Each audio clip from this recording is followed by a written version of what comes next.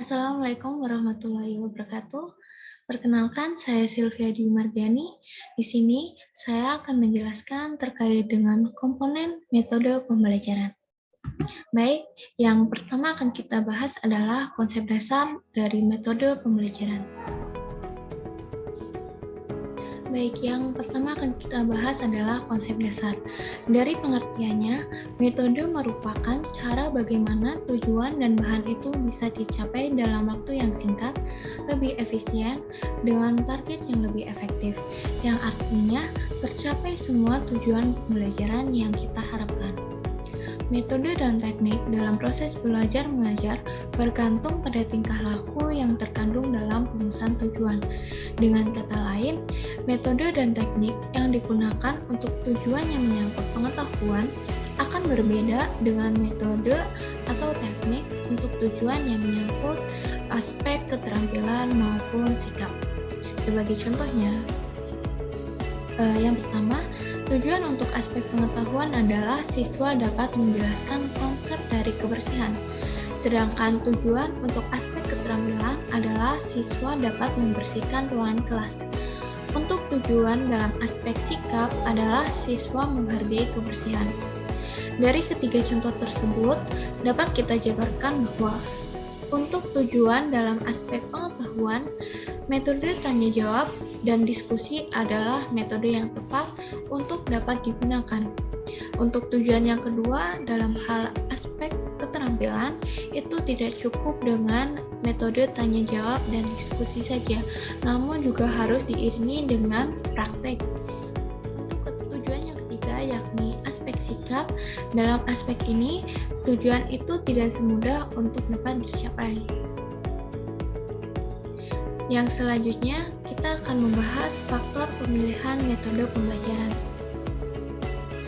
Keberhasilan pembelajaran itu tidak terlepas dari pemilihan metode pembelajaran yang akan digunakan. Maka dari itu, ada beberapa hal yang harus diperhatikan dalam memilih metode pembelajaran. Dan berikut ada beberapa faktor dalam pemilihan metode pembelajaran. Yang pertama, ada tujuan pembelajaran. Kaitan metode dengan tujuan pembelajaran yaitu didasarkan atas kondisi bahwa metode sebagai cara untuk mencapai tujuan pembelajaran. Sehingga metode apa yang akan kita gunakan itu banyak dipengaruhi oleh kondisi tujuan pembelajaran itu sendiri. Yang kedua, menurut Bloom tahun 1956, ia membagi tujuan pembelajaran dalam 3 ranah, yakni ranah kognitif, afektif, dan psikomotorik. Dan pencapaian kemampuan-kemampuan untuk setiap tingkatan pada setiap ranah mempunyai implikasi terhadap penetapan jenis metode pembelajaran yang akan digunakan. Ketepatan pemilihan metode akan menghasilkan kualitas hasil belajar yang tinggi, bahkan dapat mencapai tingkat efisiensi yang tinggi pula. Selanjutnya, ada materi. Pengaruh bahan belajar terhadap penetapan metode pada hakikatnya merupakan kelanjutan dari pengaruh tujuan pembelajaran.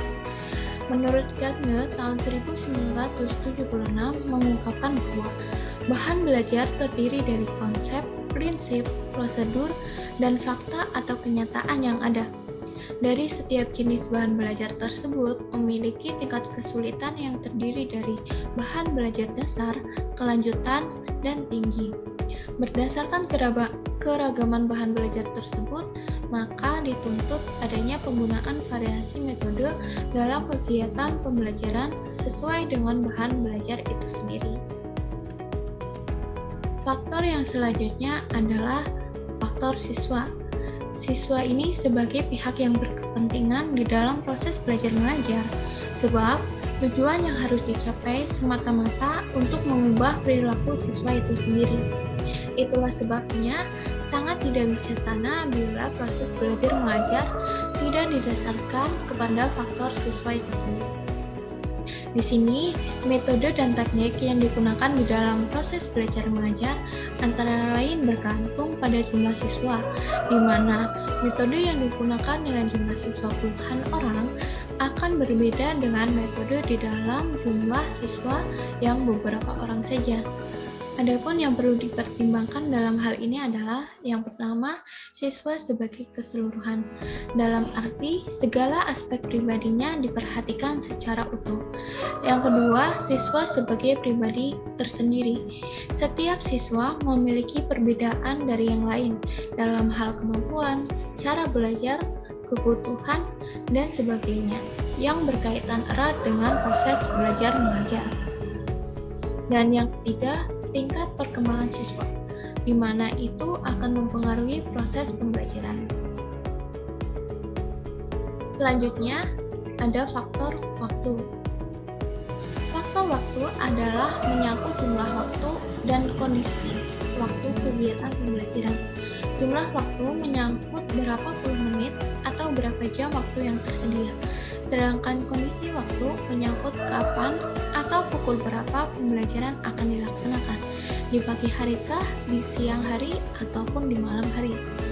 Penggunaan metode dalam kegiatan pembelajaran perlu disesuaikan dengan waktu, karena ketepatan metode dengan jumlah waktu yang tersedia akan menjurus kepada tercapainya tujuan pembelajaran dengan baik.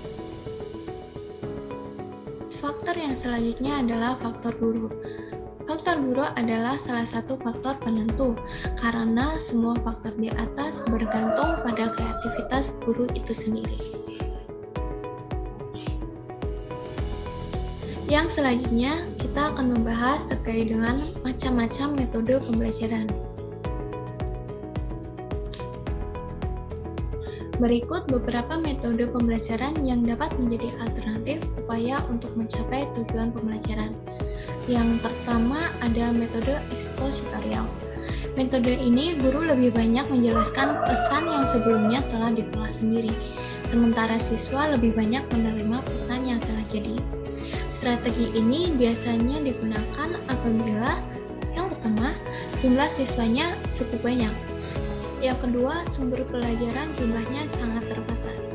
Yang ketiga, media lain tidak ada kecuali buku sumber. Dan yang keempat, waktu yang tersedia sangat sedikit, namun materinya relatif banyak. Metode yang kedua ada metode tanya jawab. Metode ini merupakan memperlihatkan adanya hubungan timbal balik secara langsung antara guru dan siswa. Ini merupakan salah satu pendapat dari Majid. Metode tanya jawab ini biasanya digunakan untuk yang pertama bermaksud untuk mengulangi bahan pelajaran, dan yang kedua ingin membangkitkan perhatian belajar siswa, dan yang ketiga sebagai selingan metode ceramah dan untuk mengarahkan proses berpikir. Selanjutnya ada metode brainstorming. Metode ini adalah metode yang mengeksplorasi kemampuan dan pengalaman yang dimiliki siswa untuk dikemukakan di depan kelas kepada siswa yang lain, atau namanya sharing information. Selain itu, kita juga bisa memberikan materi baru yang diberikan kepada siswa dan dikaitkan dengan pengetahuan yang telah dimiliki oleh siswa itu sendiri. Misalnya, ketika siswa telah dikenalkan oleh huruf A, maka selanjutnya siswa diminta untuk menyebutkan semua benda di sekitar mereka yang diawali dengan huruf A. Metode yang selanjutnya adalah metode ceramah. Ceramah adalah suatu cara yang digunakan oleh guru untuk menyampaikan informasi kepada para pendengar di suatu ruangan, di mana komunikasi yang terjadi hanya satu arah saja. Menurut Mujiono dan Hasibuan, metode ceramah hanya cocok untuk beberapa hal saja, antara lain yang pertama untuk menyampaikan informasi, yang kedua bahan ceramahnya langka, yang ketiga untuk membangkitkan minat, yang keempat bahan materinya cukup diingat sebentar saja, dan yang kelima memberi pengantar atau petunjuk bagi format yang lain. Metode-metode lainnya ada metode studi kasus. Metode ini melibatkan penggunaan situasi yang sesungguhnya yang dapat memberikan siswa pembelajaran yang kontekstual dan berharga. Yang kedua ada materi disajikan dengan audiovisual, di mana materi tersebut dikemas dalam audio maupun visual. Dengan penggunaan metode ini akan menarik perhatian siswa serta cukup efektif menjangkau siswa dengan gaya belajar yang berbeda-beda, seperti tipe visual, auditif, maupun kinestetik. Metode-metode yang lain juga ada metode demonstrasi dan metode diskusi.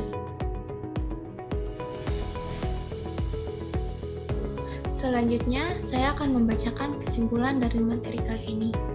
Pembelajaran adalah proses interaksi peserta didik dengan guru dan sumber belajar pada suatu lingkungan belajar.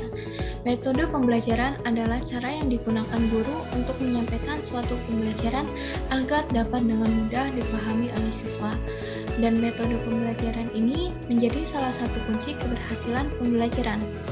Oleh karena itu, guru harus dapat memilih metode pembelajaran yang tepat.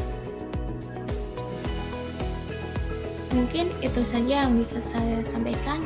Apabila ada kesalahan, saya mohon maaf. Wabillahi taufiq wal hidayah. Wassalamualaikum warahmatullahi wabarakatuh.